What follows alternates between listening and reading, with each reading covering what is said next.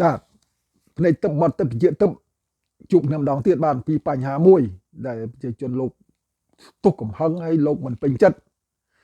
អំពីថៃដោយសារថៃបិទព្រំដែនច្រកព្រំដែនឯកតោភាគីតែម្នាក់ឯងមិនបានជូនដំណឹងមករដ្ឋាភិបាលខ្មែរធ្វើឲ្យខ្មែរយើងនឹង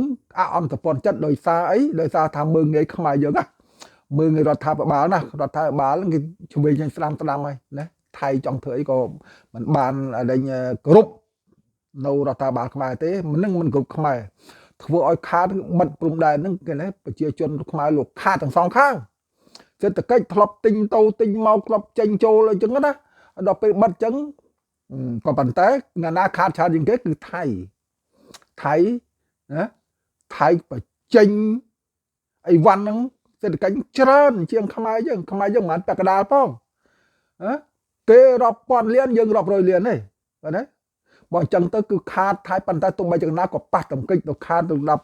បងប្អូនប្រជាជននៅតាមព្រំប្រទល់នឹងការរស់ស៊ីដែរណាប៉ុន្តែសំខាន់បំផុត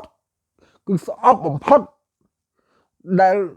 បិទហ្នឹងមិនបានជូនដំណឹងមកខ្មែរយើងវិញគឺមើងងាយខ្មែរសម្រាប់ណាស់អានឹងប្រជាជនលោកថាអញ្ចឹងរដ្ឋាភិបាលគូពិចារណាមើលតើយ៉ាងម៉េចតែគេមើងងាយយើងប៉ុណ្ណឹងហើយតើយ៉ាងម៉េចដែរហើយបើថាបិទទៅខ្មែរយើងចិត្តសឿងបិទទៅកុំខ្វល់គេអាងអីបិទយើងក៏មានសិទ្ធិបិទដូចគេដែរកុំឲ្យគេមើងងាយយើងណាធម្មតាយើងភូមិផងបងជាមួយយើងទៅតែបិទយើងទៅតែប្រាប់គ្នាតែលោកខ្ញុំបិទហើយបងប៉ុណ្ណឹងថ្ងៃនេះខែនេះត្រូវជួនដំណឹងមកនេះអត់ទេបិទឯកតោភាគីដល់ម្នាក់ឯងមើងងាយខ្មែរបំផុតហើយខ្ញុំមិនបច្ឆេះកំហឹងទេក៏ប៉ុន្តែខ្ញុំក៏ខឹងដែរតែមើងងាយរដ្ឋាភិបាលមកខ្ញុំអញ្ចឹងអញ្ចឹងសូមឲ្យពិចារណាមើលដល់បងប្អូនទាំងអស់គ្នានឹង